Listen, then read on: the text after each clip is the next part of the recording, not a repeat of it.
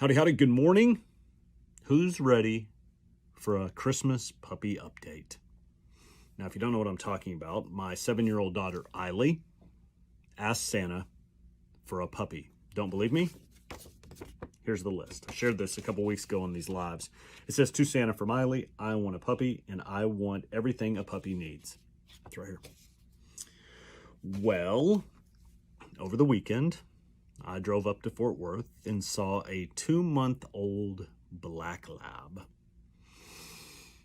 And on Christmas Eve, I will pick up that little black lab, and my daughter will receive her on Christmas morning. Her name is Jessie. Eiley's already named her. It will be a surprise. We're still working through exactly how she's going to get the puppy, because it's not going to be from Santa. Santa can't make a puppy. He can't birth a puppy. So may get my parents involved to surprise Eiley on Christmas morning. But we're going to do it. Pulled the trigger. And a huge shout out to the Saving Hope Foundation. It's an organization that I've been involved with for many years. And they're helping neglected and abused animals in Fort Worth, and we went through Saving Hope to rescue this little puppy, and I'm very grateful. So on Christmas morning, Jessie will be an official member of Team Myers. Thank you again for everybody for asking about that. Not the real thing I wanted to talk about today. The real thing I wanted to talk about was something that's super cool that I experienced last week. I was at a crossroads professionally. Several different crossroads, to be exact. And normally when you say crossroads, it doesn't always mean a good thing, but in this case, very good things. Very awesome, cool crossroads.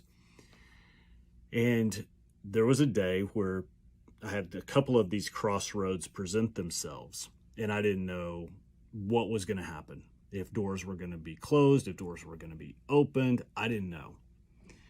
And I was at a really cool level of peace. I had a very even level of confidence.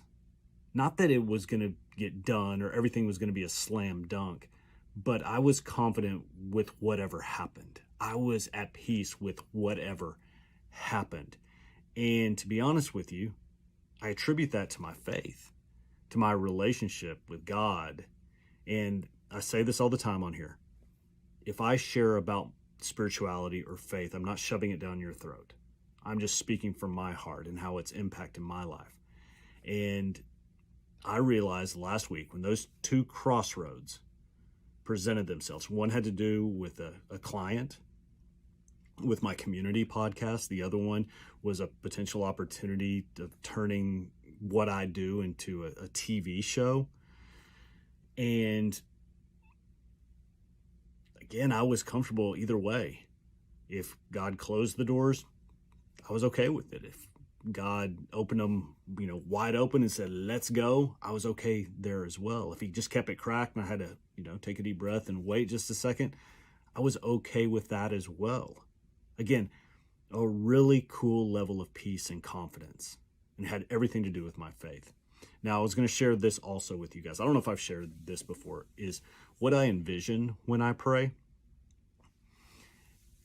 I envision God wearing this tattered battle armor, head to toe battle armor. And the ironic part of that is, I don't think God needs any battle armor at all.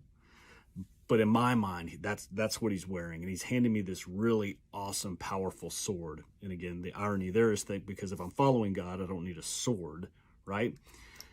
But this is how I pray. This is what I envision in my mind. And we're walking towards this really cool, beautiful valley.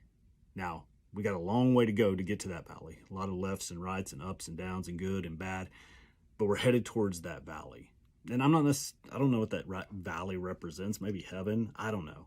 But we can see it. It's within sight, and it's beautiful. And I'm just following him. Here we go. He turned, handed me the sword, and said, let's ride. And we're walking through it. And that gives me a sense of peace also. That gives me a sense of confidence also. Knowing that. Envisioning that. He's not going to lead me astray. He's not going to lead me down a path that I can't handle. He gave me a sword. He wants me to stay in the fight, keep battling. So, wanted to share that. It was a really, really cool experience. I can't swear that I've ever experienced that before, that level of peace and that level of confidence. Thank you guys for watching. Really appreciate it every single day right here, 8:05. A little bit of inspiration to kick off your day. Make the important things important, and remember, love wins. See ya. Bye.